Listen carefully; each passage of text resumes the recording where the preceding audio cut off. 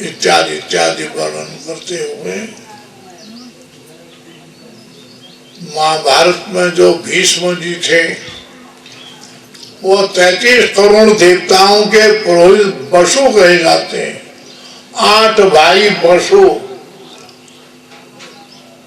हिमालय में आ गए। कभी वशिष्ठ जी की नंदिनी कामधेनु को देख लिया। जो प्रभास नाम का पशु था उसने गाय को दूह लिया और अपने किसी सखा को दे दिया और गाय को बांध दिया। घर में नहीं आ पाई वो। तो वशिष्ठ आश्रम जो हिमालय में है, अरुंधति माँ ने बोला देव गाय नहीं आई, क्या बात है?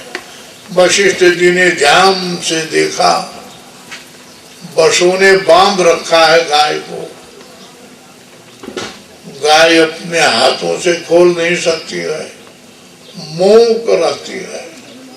कोई कितना पीटा है, क्या करे? कोई गाय अगर दूध नहीं देती है तो कलयुग का मनुष्य उसको डंडों से पीटता है, पैरों के ठोकर मारता है।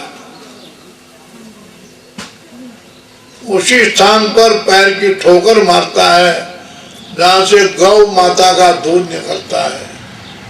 ऐसी पीड़ा होती होगी गाय को। वो शरीर अद्भुत कोमल दूध का भंडार। गाय बीमार होती है, 1-2 मास भी रहना कठिन, मर जाती है आंखों से आंसू बहाते हुए। वो भी गौ हत्या है। और गाय का बेटा बैल कहा जाता है। बैल बनाते हैं लोग हल खींचने के लिए। तो अगर बैल कहीं बैठने लगता है खेत बोते समय, तो लोग ऐसा पीटते हैं उसको। कोमल एक वृक्ष की डाली ले आते हैं तोड़ के, तब उससे पीटते हैं, उसके अंग प्रत्यंग में मारते हैं।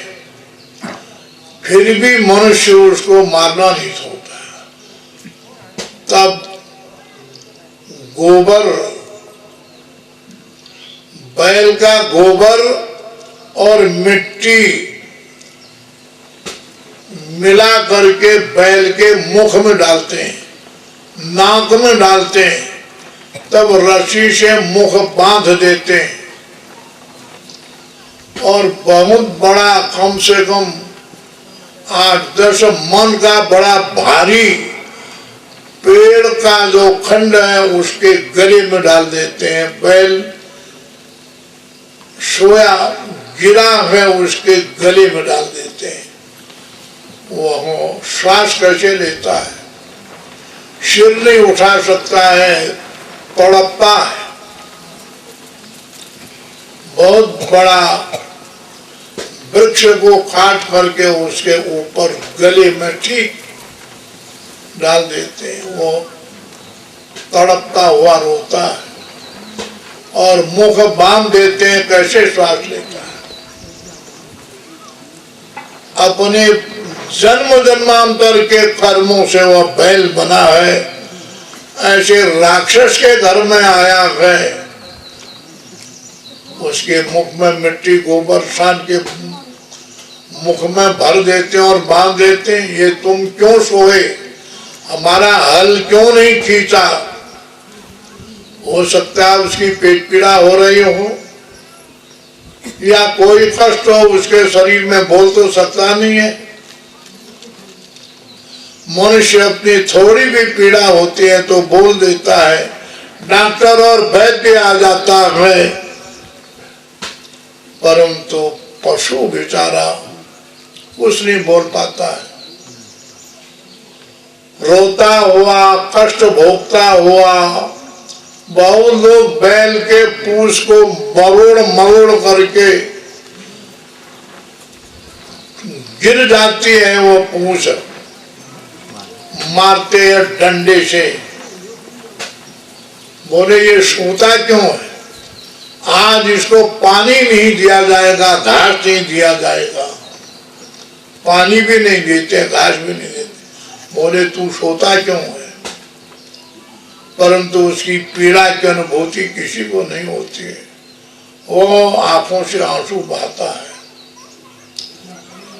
उसकी पीड़ा को समझने वाला मानव इतना स्वार्थी है।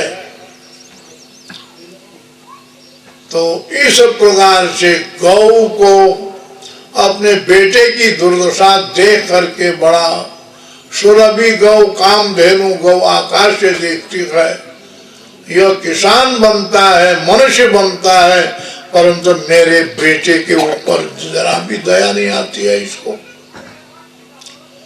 इस प्रकार का मानव विवेक रहित होकर के परमात्मा से विमुख होता हुआ अपने घर के पशुओं को भी मारता है, उनको भी पीड़ा देता है। अपने परिवार में 5-7 छोरा छोरी होता है, उनमें भी लड़ाई होती है, क्योंकि विवेक तो रहा नहीं, ईश्वरी गुण तो रहा नहीं। एक भाई भाई से झगड़ा करता है, बहन बहन से, पति पत्नी से, पत्नी से पति से। वही कलयुग का गुण कहा जाता है। इस कलयुग के गुण को दूर करने के लिए, मिटाने के लिए एकमात्र पर ब्रह्म परमात्मा की भक्ति का रस है। जो उस परमात्मा को याद करेगा उसके घर में कलह नहीं होगा, कलयुग का प्रवेश नहीं होगा। इसीलिए परीक्षित ने कहा द्योतम पानम सोना श्रेय, जहाँ पर जुआ खेला जाएगा उसके घर में, उसके गांव में कलयुग रहेगा। होली का दिन, दीपावली का दिन आता है, लोग कहते हैं जुआ खेलना हमारा धर्म है। धर्म की परिभाषा बड़ी कठिन होती है। जुआरी क्या जाने धर्म क्या होता है। अपनी पत्नी का भी जेवर खींच करके ले जाता है, जुआ में हार जाता है। तब वही झगड़े का बीज है। द्योतम, नर राजा ने जुआ खेला, कैसी दशा हुई उसकी। 5 वर्ष तक जंगल में भटकता, क्या क्या पांडव युधिष्ठिर जी ने जुआ खेला, अपने संपूर्ण साम्राज्य वैभव को जुआ में हार दिया, भाइयों को जुआ में हरा दिया। नकुल सहदेव, भीम जैसे बलवान, अर्जुन जैसे महाशक्तिशाली, नकुल सहदेव जैसे महान सौंदर्य संपन्न भाइयों को जुआ के दाव में लगा दिया, हार गए। अपने को लगा दिया, अपनी पत्नी द्रौपदी को लगा दिया। 12 वर्ष जंगलों में भटकते रहे, द्वैत वन, काम्यक वन, और तब फिर ऊपर हिमालय तिब्बत में भी गई। कैलाश में अंतिम 12वां वर्ष जब समाप्त हो रहा था, तब एक महात्मा मिले उनको वहां। 5,500 वर्ष पहले ऋषि, आजकल महात्मा कहते हैं, उन समय ऋषि कहा जाता है। वो महात्मा ऐसे थे जिनको नरभक्षी राक्षस मानते हैं लोग, भारत के यात्री भी और तिब्बत के लोग भी। तिब्बत के जो खंबा है, बुत्पा है, शेरपा है, हूण है, 4 जातियां तिब्बत में रहती है। अब तो नष्ट हो गया, किंतु